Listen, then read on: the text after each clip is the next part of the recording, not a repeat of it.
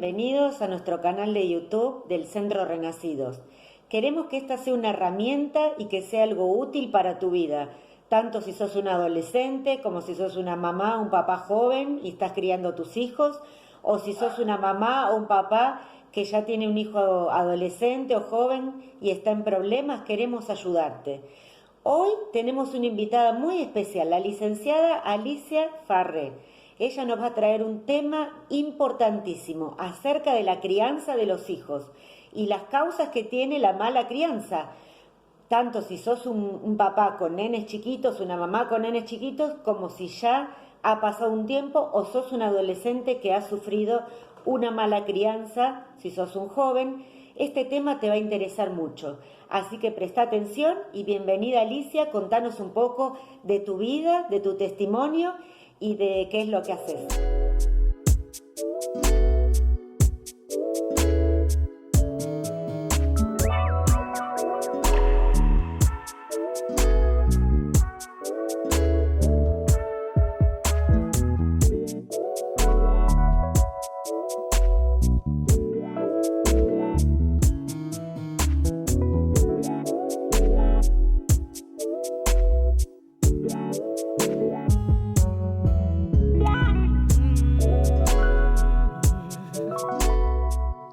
Bueno, soy Alicia Farré, mi nombre es Alicia Farré, soy cordobesa, nací en un hogar cristiano, después cuando fui joven fui a trabajar a un centro comunitario y allí conocí a mi esposo. Él era de Buenos Aires, así que vinimos a Buenos Aires, tuvimos 2 hijas. Y la más chica nació con una discapacidad mental. Después de 9 años de casado fuimos a un retiro de matrimonios. No me voy a olvidar nunca porque el día antes de fallecer mi esposo, mi hija mayor, que tenía en ese momento 8 años, me dijo: mamá, tengo miedo que les pase algo. Y hacíamos con mi esposo todas las noches el devocional y le leímos el Salmo 121, que no teníamos que temer, que Dios iba a guardar nuestra salida y entrada. Y bueno, oramos y nos fuimos al retiro y la segunda noche, ahora se me hace el lío, creo que fue la primera noche o segunda noche que mi esposo empezó con dolor de pecho y bueno, había tenido varios infartos. La mañana temprano fuimos al hospital y bueno, en el hospital él era el único paciente y había un cardiólogo de guardia. Entonces le dijo: mira, hay algo que no me gusta, le hizo un electrocardiograma, hay algo que no me gusta, te voy a dejar internado. Y él dijo: no me voy a quedar internado porque yo prometí a mis hijas que yo iba a volver. Y bueno, enseguida le pusieron cámara de oxígeno y me acuerdo que lo fui a ver cuando me dejaron pasar y cuando lo vi con esa cámara me asusté, me angustié mucho y me puse a llorar. El médico me sacó. Me fui a arrodillar a clamar a Dios que Dios tuviera misericordia, que a mí no me podía pasar eso. Me levanté, lo fui a ver de nuevo, volví a orar. Y en un instante se me pasó toda mi historia y vi que Dios había estado conmigo. Y eso vi que Dios había estado conmigo. Y mi tercera oración fue: Señor, dame fuerzas para soportar si le pasa algo a mi marido. Yo había estado leyendo mucho el libro de Job en ese tiempo y cuando terminé de orar, la última oración que le pedí que Dios me diera fuerza, hay alguien que me toca mi espalda y me dice: su esposo está en la presencia del Señor. Bueno, así que lo fui a ver y ya había dejado de respirar y me acordé del texto que había leído en Job, de que Dios nos da y nos quita. Yo estaba diciendo el texto en voz alta: Jehová me lo dio y Jehová me lo quitó. Y hubo alguien atrás que fue un pastor Benito y me dijo: terminé el texto.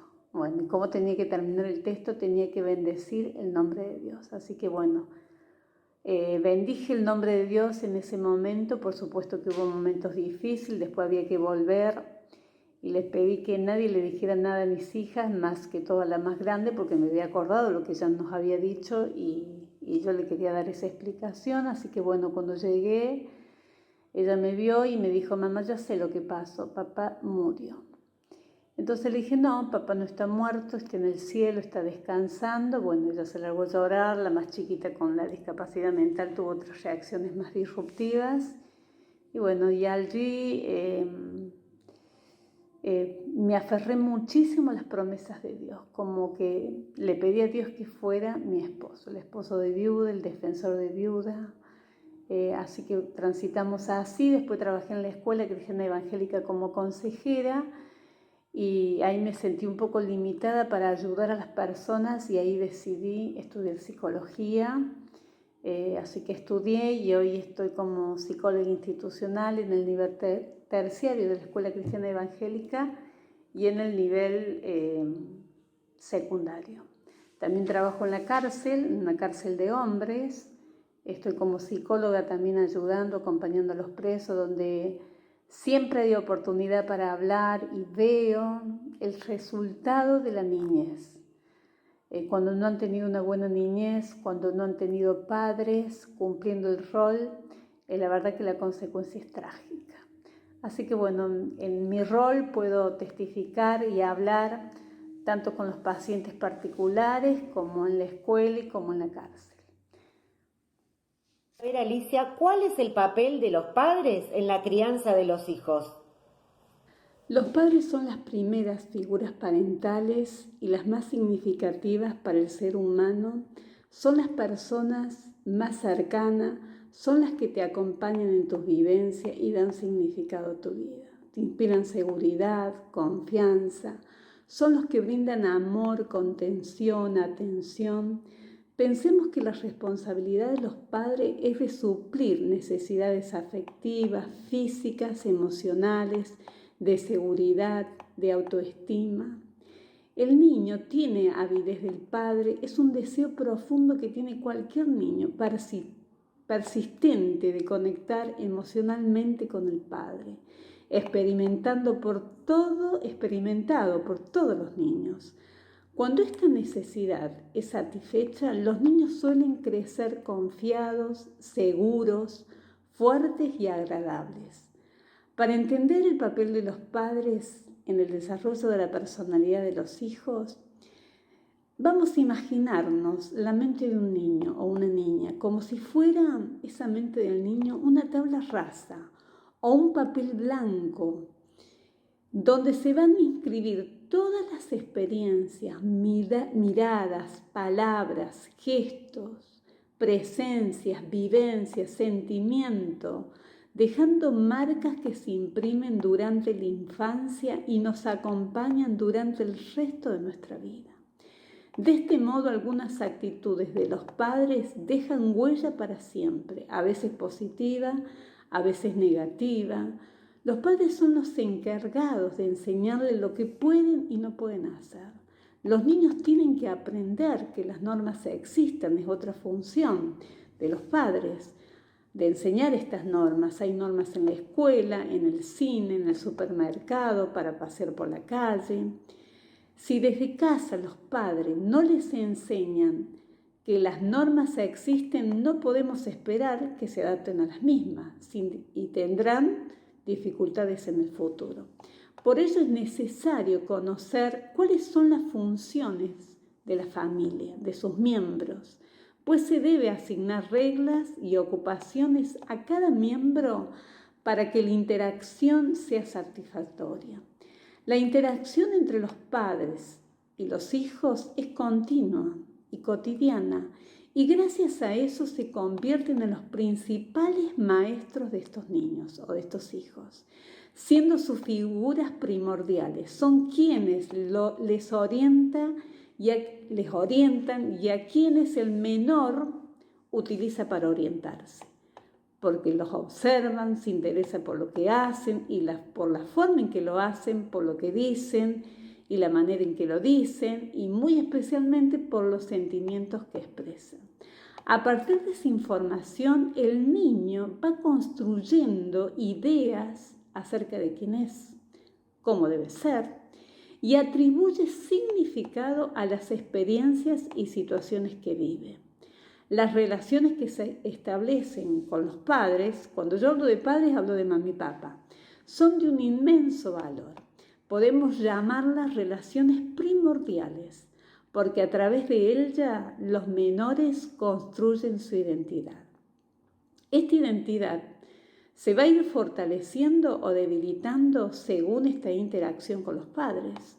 Por eso los padres tienen el papel primordial en la adquisición de la identidad, pues desde la más tierna infancia son las figuras que ayudan a configurar el mundo interno de cada persona, la subjetividad.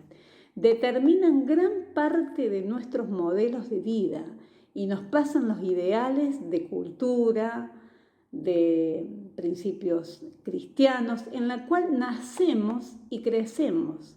Resulta difícil separarse de este mundo interno que se ha ido constituyendo, construido, difícil de separarnos porque es un modelo construido temprano en la vida y que será el fundamento para futuros desarrollos.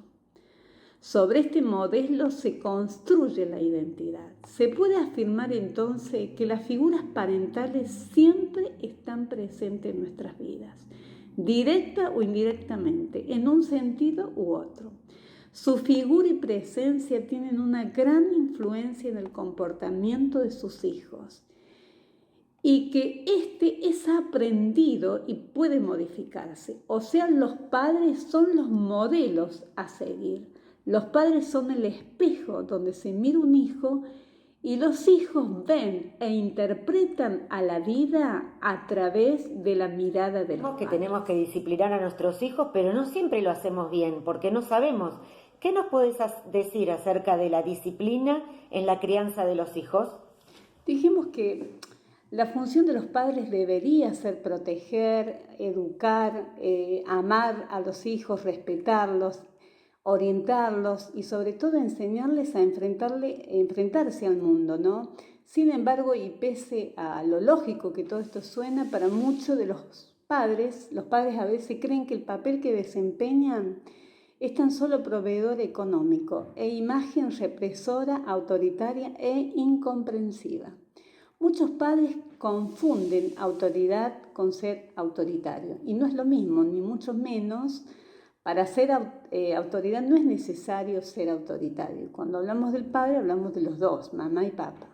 Un padre que tiene autoridad en el hogar es cuando escucha a su hijo, sus opiniones, pensamientos respecto a las normas, fomenta la autonomía, respeta las ideas, a la vez tiene un control firme de las normas y los límites, porque los límites los hijos los necesitan en el hogar. Aunque estos límites suelen ser flexibles y se habla sobre las consecuencias razonables cuando uno no cumple, en algunos casos. Los hijos suelen ahí reconocer en sus padres esa autoridad que los adultos solemos reclamar desde el respeto mutuo, ¿no? Y un padre autoritario, por el contrario, ¿no? Los padres autoritarios, las relaciones que se basan ¿en qué? En relaciones de poder, en la afirmación de este poder a través de la disciplina. A menudo este tipo de educación se sustenta sobre la idea de que me deben respetar por el simple hecho que soy padre. Pero el respeto no suele ser bidireccional. La obediencia está por encima de todo, son muchas normas y muy rígidas y con poca participación de los hijos. Está claro que son los padres, como hemos dicho, que tienen que poner las normas, explicarlas, llegar a consensuar, pero esto no significa que no se haga partícipe a los hijos a través del diálogo, por lo menos explicándole las normas y las consecuencias y a la vez negociando en algunas cosas. Hay más castigos que refuerzos, los castigos en muchas ocasiones son desproporcionados y en ocasiones se juega con la retirada del afecto. Esto es terrible para un hijo, por eso después van a interpretar mal a Dios. Como consecuencia, te retiro el amor y no te quiero. Esto tiene efecto muy poco beneficioso para el psiquismo, porque identifican el cariño con la obediencia. Si soy malo, no me quiere. Hay falta de diálogo, adicción, falta de dicción, ¿no? Cuando yo puedo hablar, pero no de lo que me pasa. Entonces hay falta de dicción, que sería adicción. Me pongo adicto después de otras cosas porque no hablo de lo que me pasa, pero tampoco hay un entorno que habilite este diálogo. Entonces los hijos empiezan a temer a los padres, no se suele tener en cuenta las emociones de los hijos y no se le enseña a los hijos a gestionar las emociones, a hablarlas, y por lo tanto hay Padre o consecuencias. madre que es legalista o moralista tiene un doble discurso y eso afecta a los chicos. ¿Qué nos puedes decir acerca de esto? Sí. La actitud moralista trae consecuencias porque un padre moralista o legalista hace uso excesivo e inapropiado de una ley para educar a su hijo. Es la persona que se ocupa por aplicar de una manera explícita y literal las leyes morales o religiosas, anteponiéndose a todo, con carencia de flexibilidad y ausencia de diálogo. Doctrinalmente es una posición esencialmente opuesta a la gracia. Los legalistas pueden parecer muy justos y espirituales, pero el legalismo en última instancia no logra los propósitos de Dios. ¿Por qué? Porque es una actuación externa en vez de un cambio hacia adentro. Nadie puede cumplir toda la ley y nadie la pudo solamente el Señor Jesucristo. Pero me recuerdo una situación cuando uno de los fariseos le preguntó al Señor, ¿cuál es el mandamiento más importante de la ley? Y el Señor le dijo, amarás al Señor tu Dios con toda tu fuerza, con todo tu corazón, con toda tu alma y con toda tu mente. Y el segundo mandamiento es semejante a este, amarás a tu prójimo como a ti mismo. De estos dos mandamientos depende toda la ley. Y me acuerdo el texto de 1 Corintios capítulo 13, donde describe cómo es el amor, que el amor es paciente, no es celoso, es bondadoso, no es fanfarrón, no se irrita, ni lleva un registro de las ofensas recibidas, no se alegra de la injusticia, no se irrita, sino se alegra cuando la verdad triunfa.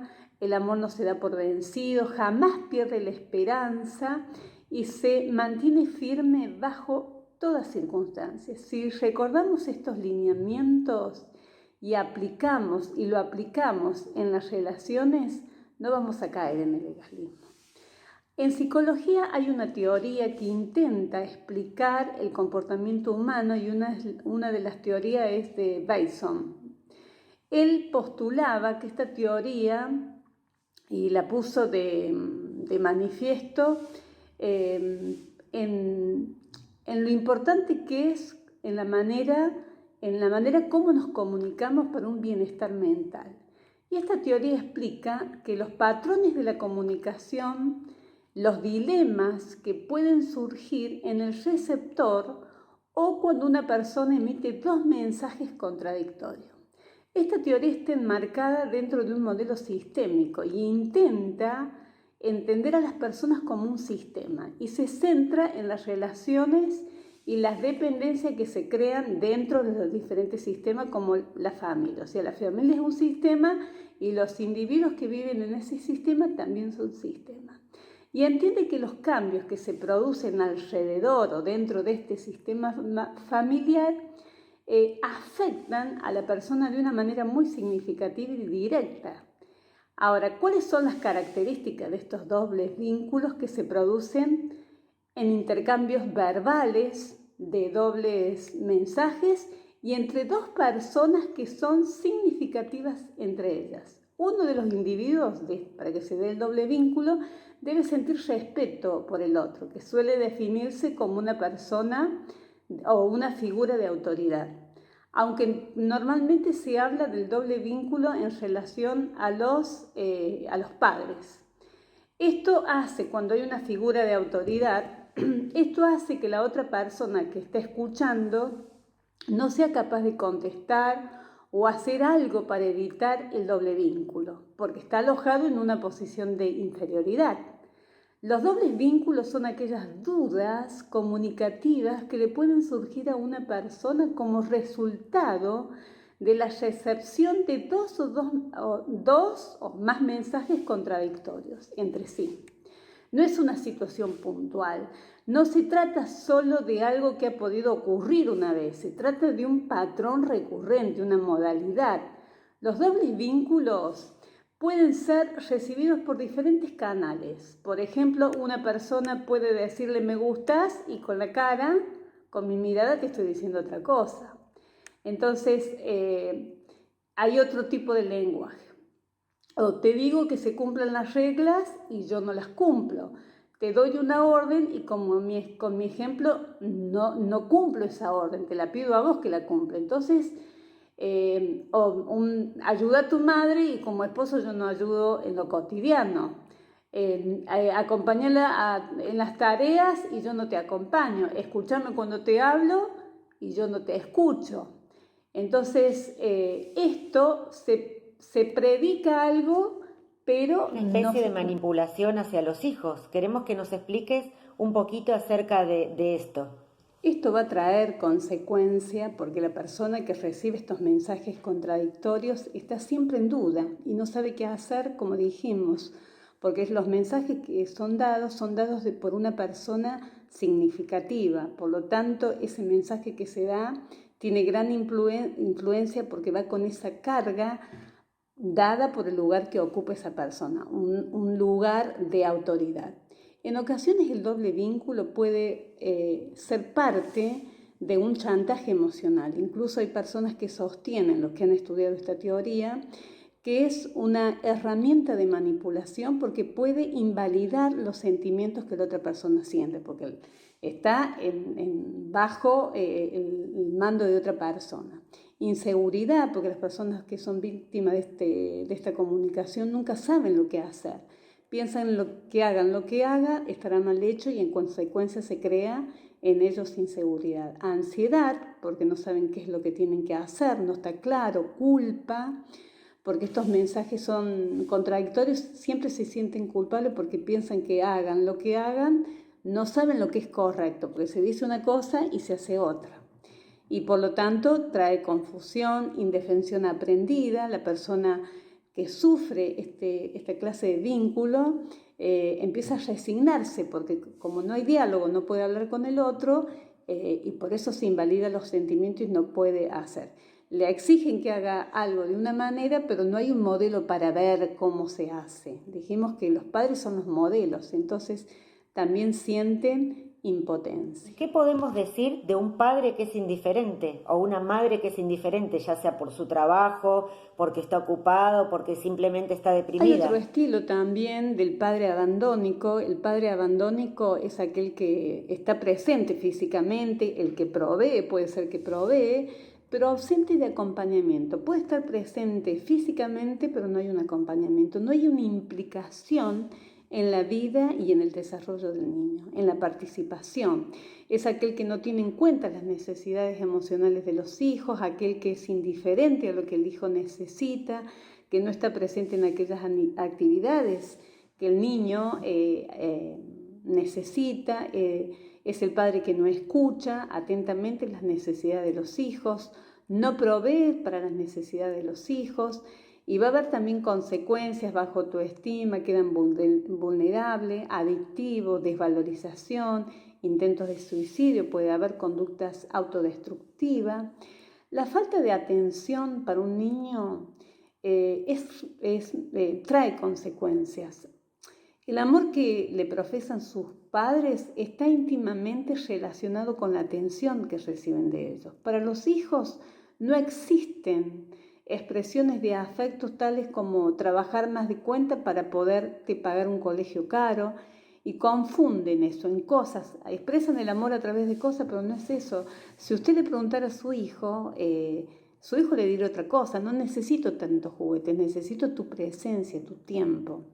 Porque si no, estos chicos no van a creer que vos los amás si no compartís tiempos con ellos para conocerlos, porque en ese tiempo de compartir aprendo a conocer a mi hijo. Después me sorprendo cuando hace lío, pero justamente porque no he pasado un tiempo para conocerlo. Y no conozco de lo que le está pasando. Experimentan estos hijos falta de atención como una suerte de abandono, como un mensaje que les dice no eres suficientemente importante. Y esto también es un doble mensaje. Entonces, por eso quedará una huella de dolor en sus corazones. Los hijos van a recordar siempre que su padre o su madre fueron capaces de poner como prioridad a la familia en distintas circunstancias. Los niños necesitan y disfrutan de las celebraciones, no le importan tanto los regalos, si bien el chico te va a decir, pero necesitan la presencia, no tiene precio la presencia y la compañía, cuando un padre se involucra. Si los padres ponen a la familia por encima de todo, el hijo aprenderá también el valor de la lealtad, del afecto. De adulto también será capaz de dejar de lado otros compromisos para ir a ver a sus padres cuando ellos lo necesiten. Se sentirá compensado y tendrá mayor capacidad para dar afecto, y todas estas huellas van a quedar impresas durante la infancia, que lo van a acompañar hasta su vida. Me gustaría preguntarte, ¿cómo ven a Dios aquellas personas que han tenido una crianza muy estricta o padres muy legalistas o moralistas? ¿Cómo las personas cuando van creciendo se van haciendo una idea de Dios como padre? La verdad que es difícil y es contradictoria esta mirada hacia Dios, o este concepto de Dios. El primer padre que tenemos todos fue un padre biológico, entonces el primer modelo del padre va a ser este, y desde ese modelo tendré un concepto de Dios. Según lo que experimente con mi padre, interpretaré a Dios. Uno conoce a Dios a través de lo que observó, de lo que vivió y experimentó en esa relación paterna. De acuerdo a la imagen que tuvo de su padre, va a construir la imagen de Dios. Si el padre fue autoritario, si no le tuvo paciencia, si fue rígido, si no lo perdona, si lo trata mal, si fue indiferente, abandónico, construye una imagen de quién es Dios. O sea, ese Dios, si tuvo un padre autoritario, va a ser un Dios que no perdona. El padre abandónico no va a entender el amor de Dios, tanto cuando ha tenido un padre autoritario o cuando ha tenido un padre abandónico. No va a poder entender el amor de Dios, no va a poder vivenciar, disfrutar ese amor de Dios. Y si estoy enojado con mi padre o herido con mi padre, voy a proyectar en Dios ese enojo. Voy a verlo, ese Dios injusto. Todo lo voy a interpretar desde su lugar.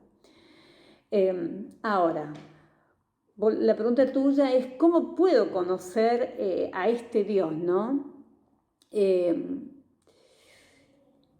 ¿Cómo lo puedo conocer? Lo puedo conocer. ¿Cómo conozco a alguien? Para conocer a alguien tengo que estar cerca de alguien. El desafío es que te ocupes de conocer a Dios. Despojate de esos conceptos erróneos y diferenciar que esos conceptos que tenés de Dios es producto de la relación que construiste con tu padre. Entonces primero tenés que identificar actitudes erróneas que tuvo tu padre. No para condenarlo, sino para perdonarlo. Y siempre a la luz de la palabra de Dios y de la verdad de Dios. Perdonarlo para que no sigas secuestrado en esa relación y con esas vivencias. Y después esforzate en desafiate a descubrir quién es Dios, cómo es la paternidad de Dios, cómo es su amor, su misericordia, los límites, porque Dios también es un Dios de límite, el cuidado de Él, su presencia, la compañía de Él. ¿Y cómo lo voy a hacer? Es a través de la palabra de Dios que conozco a Dios. ¿Quién es Dios? Y a través de su Espíritu también conozco a Dios. Dios es un Padre comunicador. Dios se ha comunicado con el ser humano de diferentes maneras. Hoy se comunica a través de la Biblia y a través de su espíritu. Entonces Él es un Padre que nos aconseja, nos orienta, nos promete y cumple, no da doble mensajes. Y es a través de su espíritu que sentimos la compañía, la presencia de Él, es el que nos sostiene, nos guía. Y nosotros construimos una relación a través del diálogo. Dios te habla a través de la palabra y vos le hablas a través de la oración. Y le decís libremente lo que sentís. En Hebreos hay un texto: acerquémonos confiadamente al trono de la gracia, sin miedo. Si tenías miedo a tu Padre, no le tengas miedo a Dios. Dios no es así. Confiadamente al trono de la gracia, donde vamos a encontrar favor y hallar gracia para el oportuno socorro. No te olvides que Dios te ama, que el amor de Dios es incondicional, que está siempre, está atento a nuestras necesidades, a nuestras lágrimas, a nuestra angustia y hasta el suspiro nuestro lo conoce. Si vos como adolescente o joven has tenido una crianza difícil, estricta o un poco moralista, como venimos hablando, Alicia, ¿qué consejo le darías a estos jóvenes? ¿Qué consejo le daría? ¿Qué le daría a un adolescente? ¿Qué le diría a un adolescente? Que tenemos un niño interior. Todos tenemos, no solamente el adolescente, a todos los grandes, ¿no? Todos tenemos un niño interior. Que te conectes con ese niño interior. Ese niño interior sigue en mí. No se ha ido. Es la voz que escucho y que me pide que sane las heridas emocionales del pasado. Muchos de esos recuerdos iniciales pueden convertirse en sombras de miedos o ansiedades, o en recuerdos que nos van a acompañar mientras nos convertimos en adultos, en un rincón muy oculto donde se esconde el niño interior. Todos aparentamos ser adultos. Yo puedo ser una adulta, pero puede ser una niña interna. Todos tenemos un niño en que da los recuerdos. Pero todos aparentamos a veces de ser adultos maduros, seguros, bien protegidos con nuestras armaduras de grandes guerreros, aptos para hacer frente a este complejo mundo. Pero ahora bien, son muchas las veces en que cerramos los ojos y sabemos que nos falta algo, que nos duele algo que no tiene una herida exterior, sino interior. Si el vínculo desarrollado con tus progenitores, o sea, con tus padres, no ha sido adecuado, todas esas primeras vivencias nos van a marcar de una forma u otra.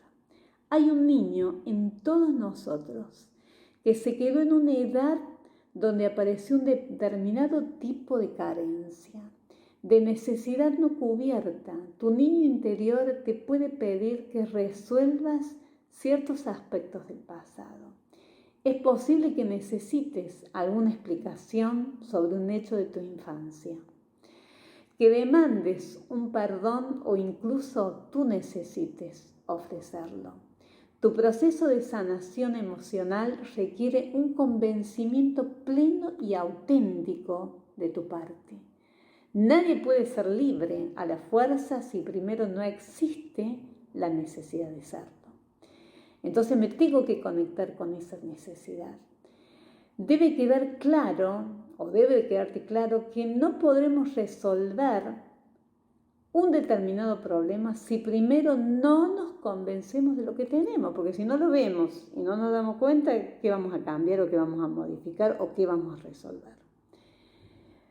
El consejo que le daría es que enfrentes esta realidad, que la aceptes, lo que te tocó vivir, pero tómalo como una oportunidad para cambiar, para modificar, para construir un modelo nuevo, para sanar tus heridas. Y el comienzo es aceptar. Primero verlo, lo acepto y empiezo a hablar, a conectarme con esas emociones. Si no te enseñaron, aprende a conectarte, a escuchar ese niño interior y a conectarte con esas emociones, enojo, bronca, tristeza, angustia, frustración. y gestionarlas. ¿Cómo se gestionan las emociones? A través de la palabra. La palabra cumple una función liberadora, porque y pronunciarla, hablarla y pronunciarla. Si nosotros no hablamos de lo que nos pasó y de lo que nos pasa, ¿qué hacemos? ¿Qué hace el ser humano? Las tapa una. Tapa la boca. ¿Con qué? Con droga, con alcohol, con comida, con activismo, o proyectamos en otro el enojo, o nos autodestruimos, o nos enfermamos, nos hacemos adictivos a una sustancia, nos deprimimos, nos refugiamos para refugiarnos de ese dolor y por tanto somos adictos al sufrimiento, porque una adicción es momentáneo lo que me alivia ese dolor. Pero a la vez, cuando se pasa el efecto, vuelvo a sufrir, o sea, me constituyo en un adicto al sufrimiento. Ahora, ¿qué es lo que Dios nos dice? ¿Qué hacer?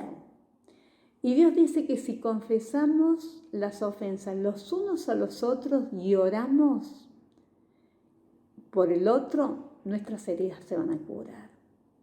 Confesá. Primero, míralas. Conéctate con esas emociones, con esas vivencias y salí de ese lugar de víctima y confésalas a Dios.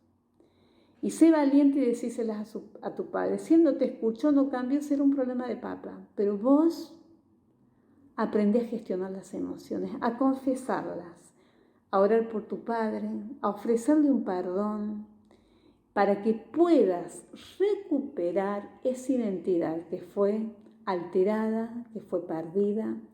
Mírate al espejo. Todo hijo necesitamos mirarnos en un espejo. Nuestro espejo son los padres.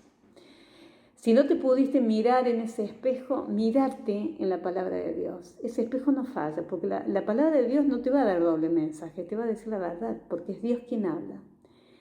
No te olvides que Dios te dio una identidad, te dio identidad de hijo. Pero antes de crearte, te creó a la imagen y semejanza de Él. Él te dio esa dignidad, te puso eternidad, te puso de su honra en vos. La perdiste por el dolor, por el sufrimiento, restaurarla, recuperarla. Mírate en el espejo de la palabra de Dios, que no te va a mentir. Conectate con ese amor de Dios y copia esa imagen cuando te miras en la palabra de Dios. Y anhelá ser, porque los adolescentes siempre necesitamos un referente. Los grandes referentes son los padres, pero cuando no lo tenemos, busca un referente, que el mejor referente es Dios. Si esa imagen de tu padre fue distorsionada, identificarte con Dios Padre. Él te ama. Vos tenés mucho valor. Él pagó un precio en la cruz por vos, para que vos te puedas sentir seguro en Él, confiado en Él y para que disfrutes del amor. ¿Qué consejo le daríamos a los papás? Porque ya que todo esto tiene una causa, ¿no es cierto? Esto de ser estricto, de ser moralista, hay una causa interna. ¿Qué le podemos decir a los papás con respecto a esto? ¿Qué le diría a un padre moralista o que tuviera estas características de autoritarismo, legalista, moralista o abandónico, ¿no? ¿Qué le diría? Que se mire a sí mismo y que se pregunte por qué hay esta dualidad. ¿Cuál es el problema que me lleva a mostrar una imagen que no soy? Porque en casa soy otro. Agradar a los demás, la admiración de los demás, la valorización de los de afuera. Dios dice que Él no mira lo que está por fuera, nunca te olvides, mira lo que hay en el corazón. Cuando tenemos hijos, nos metemos en el túnel de nuestra niñez y quizás hemos quedado secuestrados en alguna etapa, en experiencias no buenas de nuestra niñez y no la hemos resuelto. Debemos volver a este niño y visualizar en qué hemos sido heridos para herir a nuestros hijos. Y por qué hemos abandonado a nuestros hijos o por qué hemos actuado con este autoritarismo. Entendernos primero nosotros, rever, meternos en nuestra historia, conectarnos con esas vivencias, confesarlas y pedirle a Dios que nos cure para que podamos ser buenos padres y sanos padres. Quizás estamos repitiendo el mismo modelo que tuvimos. Yo le expliqué que repetimos los modelos que tenemos, o quizás si ese modelo de tu padre fue tan malo y te afectó tanto, tendemos a hacer todo lo contrario. Si tuvimos un padre autoritario, a veces no ponemos autoridad a los hijos. Si fuimos muy sobreprotegidos, quizás abandonamos. Y el padre abandónico y el padre autoritario hacen daño a los hijos. Entonces, estamos repitiendo quizás ese modelo. Entonces, lo bueno es visualizar lo enfermo y construir un nuevo modelo. No el modelo que yo diga, sino el modelo que Dios dice. Dios nos da ejemplo de su paternidad. Indaga cómo es la paternidad de Dios para que puedas ser un buen papá. Dios nos dio la bendición de ser padre. Y en Salmo 127 habla que los hijos son una herencia, un regalo de Dios, una recompensa de su parte. Y nuestros hijos son como flechas en manos de un guerrero. Él nos da su ejemplo.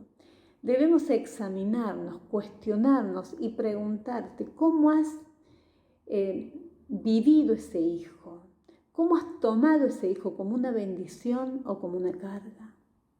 Dios dice que son bendiciones. Entonces examínate a la luz de la palabra. En Salmo 139 dice: examíname, oh Dios, y conoce mi corazón. Pruébame y conoce los pensamientos que me inquietan. Señálame cualquier cosa que en mí te ofenda y guíame por el camino de la vida eterna. El Padre Dios entrega el gobierno a los padres, el gobierno del hogar o de los hijos, los padres y a la mujer. El marido es responsable de la marcha en el hogar, pero la mujer también maneja gran parte del hogar. Como padres somos la Biblia abierta para nuestros hijos, todos los días de nuestra vida. No debemos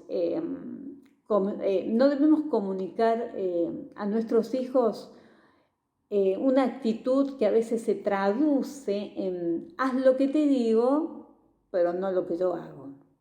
Si no practicamos los principios cristianos, el amor en nuestra vida diaria, estamos influyendo en que nuestros hijos rechacen a Cristo y no para que lo acepten. Lo estamos preparando para eso. Debemos ser modelos sanos. No podemos hablar de Cristo sin vivir a Cristo, sin ser padres de fe. Tenemos que ser ejemplos de fe. Solo podemos pasar a nuestros hijos la fe y el carácter que nosotros mismos poseemos. Esto tiene que ser una realidad manifiesta en nuestros hogares diariamente y no solamente cuando nos miran los demás. La hipocresía es la acusación que hacen más frecuente lanzan los adolescentes contra los adultos. Tenemos que estar dispuestos a practicar un amor firme hacia nuestros hijos. Este amor perseverará aun cuando nuestros hijos sean desobedientes, cuando sean impíos, cuando sean faltas de amor. Esto va a ser producto si nosotros como padres entendemos el amor de Dios. Nuestra fe en el amor de Dios manifestado en Cristo debe penetrar nuestra existencia. De tal manera se tiene que interiorizar, de tal manera que nuestras acciones y reacciones sean instantáneas, motivadas por el amor divino hacia nuestros hijos. Cuando hayamos desarrollado esa segunda naturaleza, esta naturaleza de la paternidad cristiana, dejará de ser solo algo que hacemos y se convertirá en lo que somos. Nuestros hijos aprenderán de manera práctica la mayor parte de su relación con Dios, dentro de este intercambio personal que tenga con los miembros de la familia, con los hijos y los padres. Los padres cristianos tendemos a convertirnos en moralistas y a destacar las obligaciones del cristianismo, debe ser. Pero en vez no destacamos las grandezas del amor de Dios, las grandezas de Dios, no las destacamos. La revelación del amor de Dios, el tremendo valor del reino de Dios. Los padres somos los responsables de lo espiritual, de cumplir con esta función. Porque esta función bien cumplida genera estabilidad emocional, trascendencia, éxito y felicidad. Hay que vivirla y predicarla. Que nuestros actos hablen más que las palabras. En esto conocerán si sois mis discípulos, en que se amen los unos a los otros. Los padres son los grandes referentes para los hijos. Los hijos necesitan un referente. Vamos a ser padres hasta el último día de nuestras vidas. Si revisamos cómo hemos desarrollado esta función y nos hemos equivocado y hemos dañado a nuestros hijos, hoy es el día de reconocerlo, de confesarlo y de pedirle perdón a nuestros hijos. Y modificar nuestra actitud. El que confiesa su pecado y se aparta alcanzará misericordia. La función del Padre sigue siendo el de revelar y revivir en la tierra la misma paternidad de Dios. La presencia de la paternidad de Dios es una poderosa herramienta de reparación. Así que si querés reparar la relación de tus hijos, ten en cuenta. Padre, como madre, ¿cómo puedo influir en la vida de mis hijos? Háblanos un poquito acerca de cómo nosotros somos una influencia. Todas estas huellas se imprimen durante la infancia y nos acompañan durante el resto de toda nuestra vida. Muchas veces representan la diferencia entre una vida saludable una vida saludable mentalmente y una vida plagada de conflictos. Una crianza impregnada de amor, cariño, es el mejor regalo que le podemos hacer al ser humano, un humano al otro. Por lo tanto, como padres, tenemos que tratar de buscar el equilibrio en la educación de nuestros hijos sin pasarnos, pero tampoco quedarnos cortos. Debemos adaptarnos a las diferentes situaciones que nos presenten, teniendo en cuenta que no... Gracias, Alicia, por esta charla. Realmente fue muy bueno escucharte. Excelente y apropiada cada palabra. No queremos que esta charla sea para desanimarte o para que te sientas culpable. Todo lo contrario, es una herramienta que te estamos brindando. Como dice la palabra de Dios en el Salmo 139, 23. Examíneme, oh Dios, y pruébame, y ve si hay en mí camino de perversidad, y guíame por el camino eterno. Pidámosle a Dios que nos examine, que mire adentro de nuestro interior y que nos revele qué hay, para que saquemos lo que hay y lo que hay que cambiar o lo que hay que mejorar. Siempre hay algo para mejorar o cambiar. Nosotros venimos de un mundo caído, de un mundo de pecado. Nadie tuvo padres perfectos, ni somos padres perfectos. Pero es tan bueno que te puedan dar estos tips, que te puedan dar estos mensajes, para que puedas estar viendo dentro de vos si hay algo que necesita ser ajustado.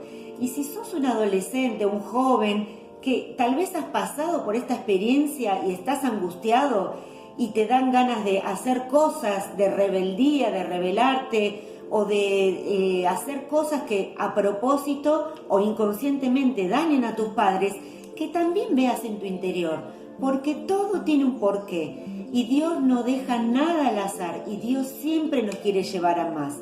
Así que aprovecha estas herramientas que sean una bendición para tu vida y útiles. Y una vez más, muchas gracias, Alicia. Gracias a todos y déjanos tus comentarios.